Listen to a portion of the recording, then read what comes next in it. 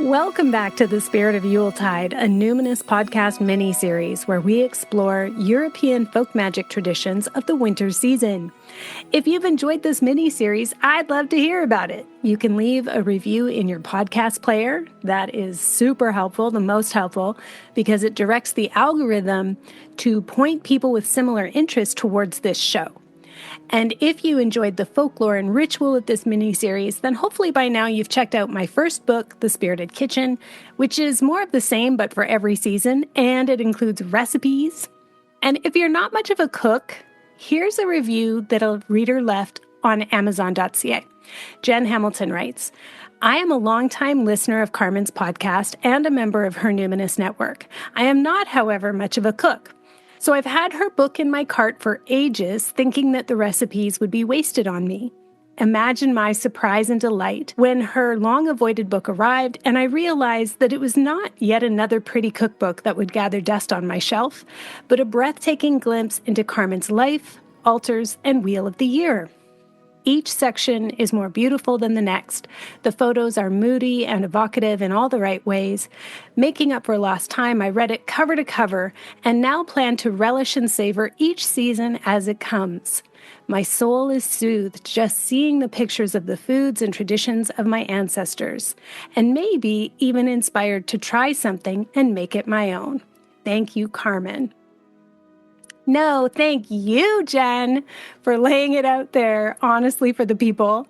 I'm very touched and very grateful to you for helping people find this information it really is. It's so soothing for the soul. That's really what I hoped for with that book, that people wouldn't have to try anything and it would already feel like part of their ancestral veneration practice. And my second book, Spells for the Apocalypse, is similar again in that it's a book of rituals, but it's also remedies, more soul-soothing practices to support our resilience and build our stamina for difficult times. As always, you'll find those linked in the show notes. In this penultimate episode, second to last, penultimate, that I learned that word in the 9th grade, can't stop, won't stop, always looking for opportunities to use it. Here we go. In this, the penultimate episode, we are talking about celebrating community and all the carousing and merrymaking that happens on the last night of the year. Now, the whole season of Yuletide puts a very strong focus on hospitality and gathering for events. But since the Julian calendar was introduced by Julius Caesar in 46 BCE, which is when he designated the new year as the first day of the first month, this has been an important day. Now, that month was called Janus, after the Roman god of new beginnings. Janus had two faces, one so he could look to the past, and the other so he could look to the future. Then, during the medieval era, there was like a bit of a messy period there when the Christian church was trying to make other days the first day of the year. But since the Gregorian calendar was put in place by Pope Gregory VIII in 1582, he reinstated December 31st as the last day of the year and January 1st as the new year. And so again, this day has been a pretty big deal for a long time. That's like over 400 years. So on this 11th day of Yuletide, we gather in community to toast and praise and appreciate our connection and the time we got to be together on this earth plane this year. Now, these days, dressing up for New Year's Eve is widely associated with formal attire, but originally, dressing up was about disguise or guising. Guising is the act of donning a costume to assume the form, energies, and magic of another being, whether it's animal, plant, supernatural. Guising is about liminality and transformation. So we see costume traditions spring up around important seasonal transitions like Halloween, winter solstice, and again now, the turning of the year on New Year's Eve. Much like Victorian Christmas carolers going door to door, guising is a long tradition involving masks, costumes, song and dance, and mainly socializing outside. Guising is also called mumming or mummering, and one of the most famous mumming traditions at New Year's is Bulgaria's masked dancers. Although 19th century scholars believed this tradition to be a remnant of an ancient Thracian cult of Dionysus, modern scholars believe it's actually more like the mid-1800s when it originates. It's especially after the liberation of Bulgaria from Ottoman rule in 1888 that this mumming tradition became part of developing the character and prestige of the new nation-state of Bulgaria. In other words, when territory is at stake, people tend to double down on the mythology of cultural artifacts as being ancient in the land. But once again, the Industrial Revolution and the redrawing of borders gives rise to invented traditions that may have some trace of pagan sentiment, but that have become venerated as part of the national identity as a way to protect power and resources more than to protect the land itself. But of course, if we know that, then we can include that in the history and the folklore. We don't need to throw away these customs just because they're only recently customary. If anything, we should seek the grain of truth and nurture it.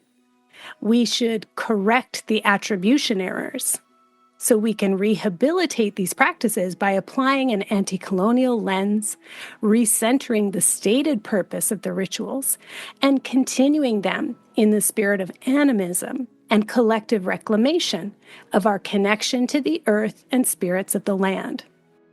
So, in the Bulgarian rituals, elaborately costumed dancers dressed in menacing hand-carved masks depicting animal faces and in fursuits and belts tied with giant brass bells parade through the town. Romania, the Balkans, and Greece have similar traditions. If you're on Instagram or TikTok, or just go on Google, I highly recommend you search the hashtag Kukeri, Kukeri, and watch clips of the dances. The costumes are just spectacularly jaw-dropping. So the mummers parade through the city streets, chanting and stomping to drive away evil spirits and invite good fortune, health, and abundant harvests for the year ahead. At night, they wield torches, sing songs, and dance to ensure the evil spirits stay away.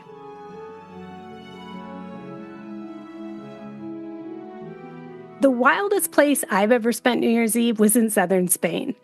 The tradition there is that you eat 12 grapes, one for each time the clock strikes 12, representing each month of the coming year, to ensure prosperity and abundance. In Greece, they'll hang a bunch of onions on the door on New Year's Eve.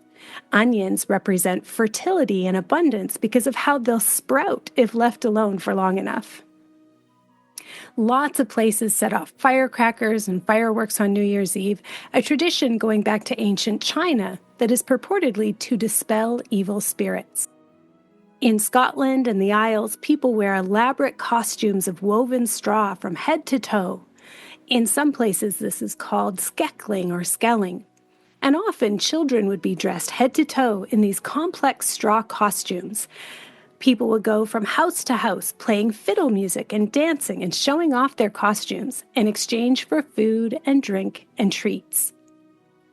Ireland's straw boys and wren boys have a similar act, singing songs and playing fiddle, but with the tall, peaked cap of straw that covers their face. Similarly, in Finland, a young man would be bundled up in straw with a straw hat and a mask so his eyes and mouth were the only thing visible, and he would be paraded through the village, sometimes on a hobby horse and other times on a sleigh pulled by a troop of costumed men dressed as a goat, a bear, and a crane. They'd go house to house singing specific songs in exchange for beer. In England, Morris dancers and mummers perform in the streets and door to door with music, jokes, recitations, and dance. Their performances often express central themes of death and resurrection and are ended when the homeowner or audience can guess their identities or they are given some food and drink. This mumming tradition continues today in Canada in Newfoundland and Labrador. Throughout the British Isles, a rowdy bit of wassailing is customary. Wassail is a drink made of spiced mulled apple cider, and sometimes there's curdled cream or beaten eggs added. Yum. As we've already learned, folks would begin the revelry in the orchard with a toast to the most revered apple or fruit tree, to whom a cup of wassail and a piece of toast would be given as an offering. And then wassail moves from a noun to a verb, and people wassail from door to door, singing songs and asking to be served even more wassail in exchange. Wassail is also a greeting, dated in print to the 13th century, that basically means a drink to your good health. In Switzerland, the geysers go out into the countryside wearing huge cowbells and headdresses where they yodel at the top of their lungs. In Moldova, people wear costumes made of bear skins and assume the form of bears in an elaborate dance accompanied by fiddlers and surrounded by the community to honor their spiritual brotherhood with bears. In Romania, their New Year's traditions also include masked dances where they play out the death and rebirth of the year. Their masked dances include bear, but also goat, stag, and horse costumes. Their masks are carved of wood with mechanical actions like jaws that open and close or legs that move, as well as real animal hides, fur, and hair. Most involve an animal that dies and is resurrected.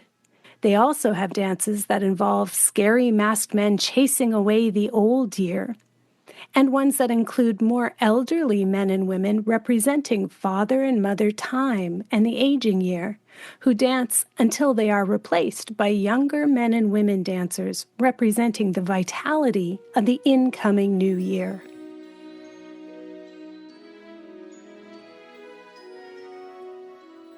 Now back to Scotland. New Year's Eve is known there as Hogmanay.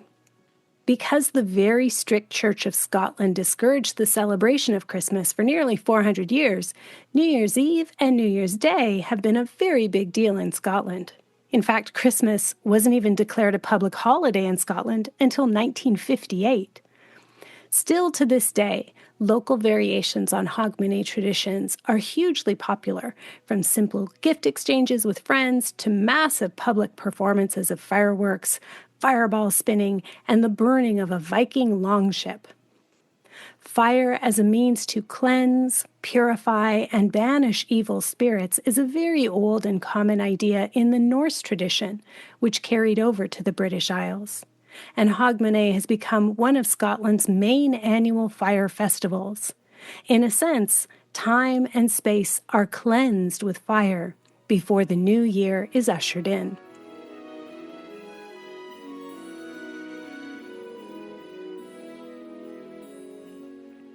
However you wish to celebrate the ending of one year and the beginning of the new, make sure to include your community somehow. Even if you don't want to gather in real time with people, call your people up or send them a voice note. Tell them you love them. Set up a time to meet for a visit or to have a cup of tea over Zoom. The truly meaningful part of this tradition of gathering on New Year's Eve comes from turning to a dear person that we love and saying, "I love you. Thank you for being in my life." This is also our final day of preparations for the new year. This is the day for paying debts, delivering donations to the charity of your choice, getting your house in order, and in all ways possible, leaving the tasks of the past year in the past. Today is a good day for seining, the Scottish tradition of blessing and cleansing, by carrying a smoldering juniper branch through each room of the house to drive out evil spirits. In some accounts, the seining was so thoroughly done that the family had to wait outside for a while to allow the smoke to clear inside, lest they begin coughing and gasping for breath. And since nothing should leave the house on New Year's Day, this is also the night to empty ashes from the hearth or remove garbage or recycling from the home. The daytime is marked with an abundance of cakes and the night with an abundance of ale and whiskey. Having a roaring fire is good luck, but not if the fire goes out before midnight, so much care should be taken in advance to ensure a strong store of wood. In countries far and wide, when the clock strikes midnight, people set off fireworks, smash plates, knock on their walls, clap their hands, and make all kinds of noise to dispel the old energies of the past year and make way for the new. A Scottish tradition was for the head of each household to take a torch outside and ceremonially bring it back inside the house to guide the new year in. Another custom is to sweep dirt out the back door and then go to the front door to welcome in a first-footing guest. In the Highlands, your luck in the coming year could be divined by the hair color of the first person to cross your threshold. A blonde man was considered very bad luck, perhaps a nod to the ancestral memory of invading Vikings. Ideally, to ensure good luck, the first person through your door should be a dark-haired male bearing gifts of coal, salt, shortbread, and whiskey. Of course, if you are Scottish, there must be some dreariness to offset the cheer. In some places, there would be a hilltop ceremony of the older ladies keening for the old year. In some towns, even, a whiskey bottle and some cheese would be buried as an offering in a freshly dug grave while the women wept for the year that was. And of course, the singing of Auld Lang Syne hits just the right note of melancholy to satisfy most any Celtic heart.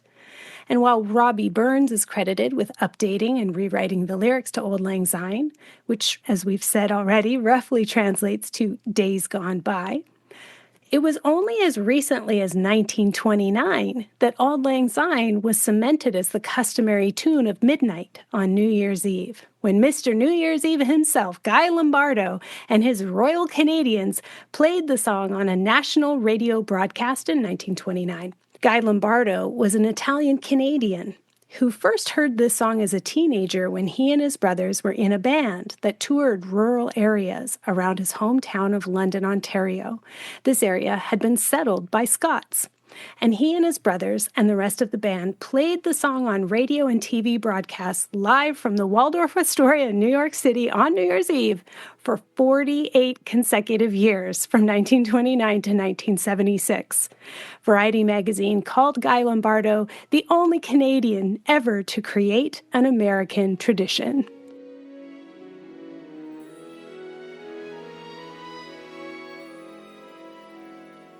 For introverts and those who are afflicted with loneliness at this time of year, my recommendation is that you still allow your mirror neurons to benefit from witnessing connection. What I mean is, we mammals are so wired for connection, to survive in tribe, that even observing strangers and celebrities on screen having healing connections is good for our own brains, vital organs, and nervous system. Watching films that show themes of community, connection, devotion, bonding, loving cooperation, friendship, mentorship, and relationships of mutuality and reciprocity are like a tonic for the nervous system. If you're staying home tonight and you're by yourself, maybe it's time to watch a good buddy movie or a feel-good family flick with sacred intention. Cinema really can be a healing ritual, even if it's animation. Or put some aromatherapy in the diffuser and pull on a soft blanket, because touch and aroma are the two senses that work directly on the limbic system to quickly soothe emotions, and then settle in for some cinematic attachment therapy. Another healing ritual you could do is to collect a stone or small object for every person who has inspired or supported you over the past year. Include the animal and plant people, spiritual beings, and deities as well. Make a circle on the floor with all your stones. Sit in the center of your circle of stones, your circle of allies, and feel yourself being supported by all these special friends and energies. Light a candle to represent the warmth and guidance you've received from your support system this year. And when the clock strikes 12, do a little cleansing ritual. Open your back door or window to usher the past year right on out. and carry your candle to the front door and open it to welcome the new year in.